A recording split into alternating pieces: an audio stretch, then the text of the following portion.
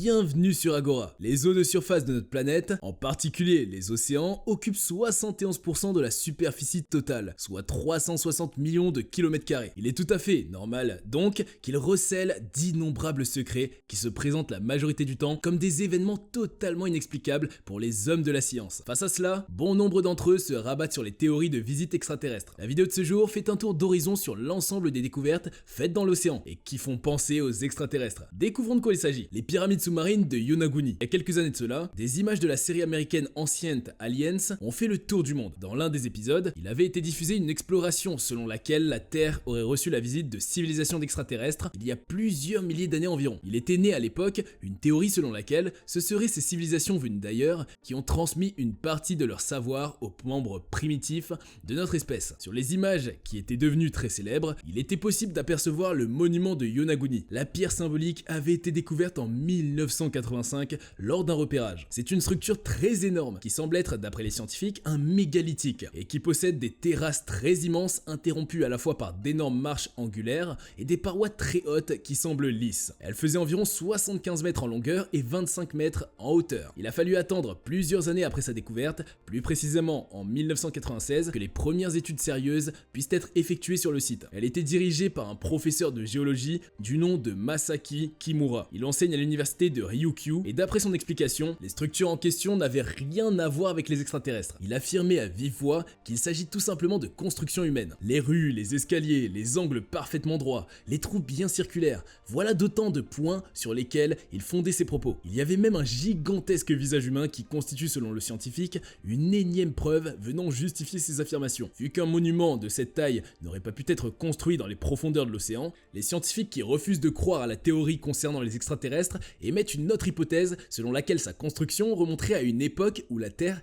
était toujours sèche à ce niveau. Il y a eu par la suite la dernière période glaciaire qui s'est achevée par une montée des eaux. Selon cette théorie, le monument serait donc présent depuis au moins 14 000 années environ avant notre ère actuelle. Mais là encore, il se pose un problème puisqu'on se retrouve en plein milieu de l'époque préhistorique. Or, à ce moment de l'histoire, les hommes n'avaient pas du tout connaissance de telles techniques de construction. Conséquence, on revient une fois de plus à la théorie d'un monument extraterrestre. Mais lorsqu'ils réalisent une datation au carbone 14 en 2007, les scientifiques arrivent à la conclusion que le monument devrait être encore à l'air libre il y a de cela 2000 voire encore 5000 années. Il naît alors une confusion et il devient difficile d'avoir une idée claire sur le peuple auquel on doit le façonnement du monument. Le seul fait important est que cette théorie rend peu plausible celle des extraterrestres, sans pour autant l'éliminer totalement. En attendant que de nouvelles découvertes soient faites dans ce sens, la pyramide continue de conserver des mystères et reste l'un des plus beaux sites sous-marins dans le monde. On se contentera donc de l'admirer qu'il s'agisse d'une œuvre extraterrestre ou humaine. Les cercles de pierre dans la mer de Galilée. Un groupe de plusieurs archéologues a fait la découverte en 2003 d'une structure de pierre assez géante sous les eaux de la mer de Galilée située en Israël. La découverte a rendu perplexes les hommes qui l'ont faite, puisqu'ils ne percevaient ni l'objectif d'une telle entreprise,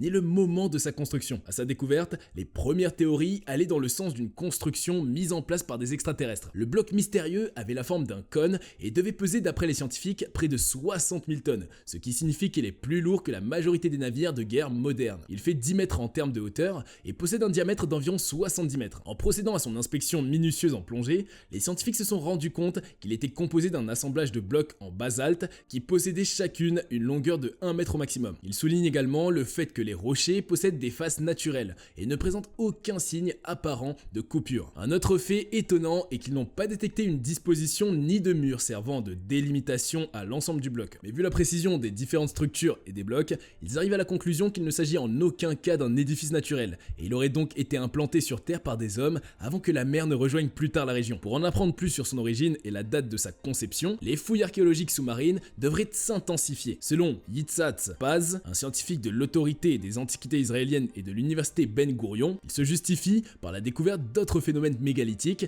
dans les environs immédiats. Le scientifique a surtout insisté sur le fait que les sites environnants en question pourraient être associés à des villages fortifiés. La majorité des autres structures mégalithiques que les scientifiques avaient découvertes, non loin ou au sein de la mer de Galilée, avaient été érigées dans la même période. Toutefois, l'équipe des scientifiques met l'accent sur le fait que si ce sont des humains qui sont auteurs d'une telle structure, cela signifierait qu'ils ont fait preuve d'un très grand génie. Les constructeurs ont eu besoin de compétences réellement sophistiquées, aussi bien sur le plan de la planification que de l'organisation du travail. Il n'est pas impossible que ce soit des humains, sauf que ces derniers devraient être alors surdoués peut-être. Les efforts qui ont été investis dans la mise en place d'une structure pareille sont révélateurs cœur d'une société qui serait apparemment très complexe à étudier. Pour l'heure, aucune théorie ne va officiellement dans le sens des extraterrestres, mais il faut avouer que c'est une piste qu'il importe de sonder. Après tout, on a toujours affirmé que les autres civilisations étaient beaucoup plus avancées que la nôtre. Les anomalies de la mer Baltique. On est très souvent étonné de voir à quel point les hommes s'attardent sur les explorations spatiales, lorsqu'on se rend compte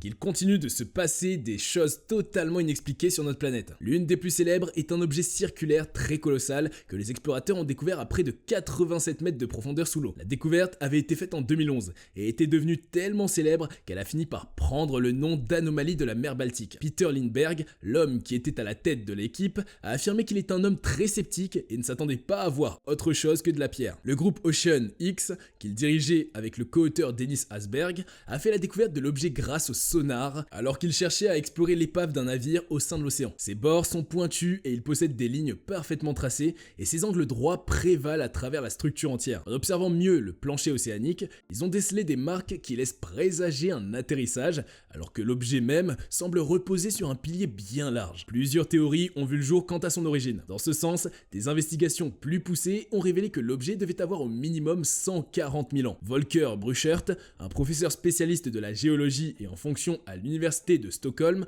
affirme que l'objet serait originaire de la période glaciaire. Il faut souligner que les plongeurs qui ont fait sa découverte n'ont pas affirmé qu'il s'agissait d'un ovni. Toutefois, ils ignorent complètement de quoi il s'agit. Ils affirmaient au départ qu'il devrait s'agir d'une grosse pierre, mais ils se sont très vite rendus compte que c'est beaucoup plus que ça. Certaines théories avaient parlé d'une activité volcanique, mais les hypothèses dans ce sens ont très vite été rejetées, puisqu'il n'y avait aucun volcan dans les parages. Même ceux qui prétendaient qu'il s'agit d'un objet naturel insistaient bien sur le fait qu'ils n'avaient jamais observé rien de tel durant toute leur carrière. Pour mieux étudier la fameuse découverte de plus près, Dennis Asberg et ses collègues ont choisi de rester silencieux. Ils se sont alliés à des géologues et des biologistes de la marine. Quelle fut leur surprise lorsque tous affirmaient n'avoir jamais vu un objet de la sorte. Mais ils ont appris quelque chose de vraiment étrange. Au lieu de la pierre qui avait été soupçonnée, il s'est avéré que c'était plutôt du métal. Et plus encore, le géologue Steve Weiner affirme que c'est un métal qui n'aurait pas pu être produit de façon naturelle. Il a fallu à un moment donné l'intervention d'une espèce intelligente. Par ailleurs, les scientifiques ont été encore plus intrigués lorsque tous leurs appareils électroniques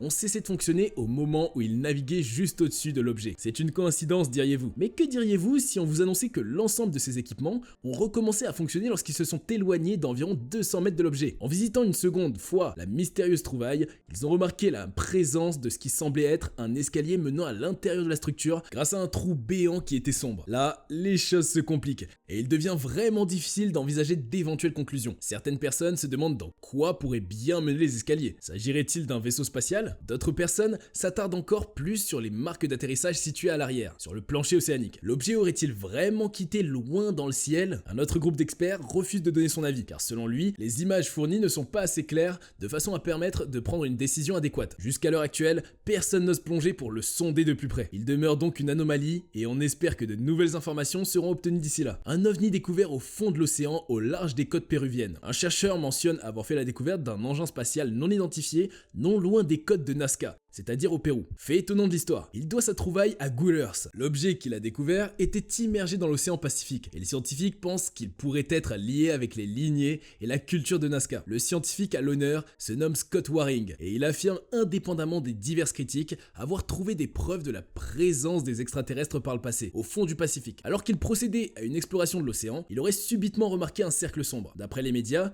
les lignes de Nazca désignent un groupe de plusieurs géoglyphes qui appartiennent au désert de Nazca, mais elles semblent si anciennes que les scientifiques éprouvent des difficultés à s'étendre sur leurs origines. Un lot estime qu'il s'agit simplement d'une tentative des humains voulant entrer en connexion avec les dieux. Mais pour d'autres scientifiques, c'est un point d'observation qui aurait été mis en place dans le cadre des observations cosmologiques et astronomiques. Scott Waring semble beaucoup plus d'accord avec le premier groupe de scientifiques, puisqu'il affirme qu'à son avis, les anciens peuples de la culture de Nazca essaient d'entrer en contact avec les dieux, ce qui les aurait amenés à contacter plutôt les extraterrestres. C'est surtout le design du disque qui l'intéresse, et il le considère comme une véritable preuve assise au fond de l'océan. Cependant, les autres scientifiques déclarent qu'aucune preuve solide n'a encore été trouvée jusqu'à l'heure actuelle. En d'autres mots, rien ne permet vraiment de justifier la véracité d'une relation existante entre l'objet et l'extraterrestre. Certains le trouvent comme un objet tout à fait banal, à l'image de ceux découverts tous les jours dans l'océan. Mais un point important de toute cette histoire est que selon la National Oceanic and Atmospheric Administration, NOAA, il n'y a que 5% de tout le plancher océanique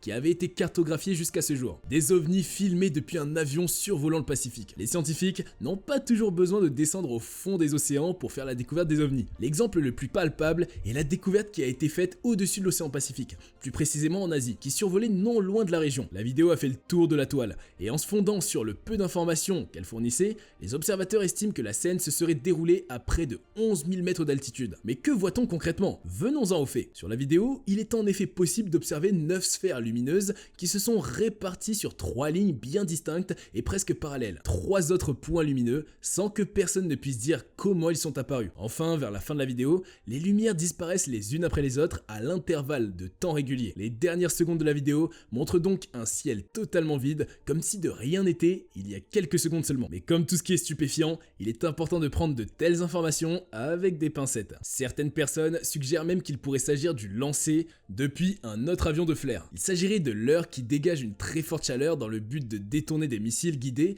grâce à la signature thermique. Un argument qui justifie encore plus cette information est le fait que l'incident se soit déroulé à proximité de la mer de la Chine. Il s'agit d'une région où il règne une activité militaire très intense. Il n'est donc pas impossible que l'appareil soit passé non loin d'une manœuvre du genre. Mais même si elle semble peu plausible, il importe quand même de tenir compte de la théorie des ovnis. Les extraterrestres nous observent, peut-être dans l'ombre. Nous voilà à la fin de la vidéo de ce jour. Nous espérons vivement qu'elle vous aura plu. Si c'est le cas, n'hésitez surtout pas à laisser le pouce bleu. Il convient cependant de noter que bien que certaines de ces découvertes puissent sembler étranges ou mystérieuses, elles ont toutes des explications probables d'origine naturelle ou humaine. Et il n'y a aucune preuve solide de l'existence d'une vie extraterrestre qui serait à l'origine de ces phénomènes. Par contre, dites-nous en commentaire celle qui vous a semblé la plus bizarre. Merci d'être resté avec nous jusqu'à la fin et n'oubliez pas de partager la vidéo autour de vous. A très prochainement pour de nouvelles vidéos aussi passionnantes sur Agora.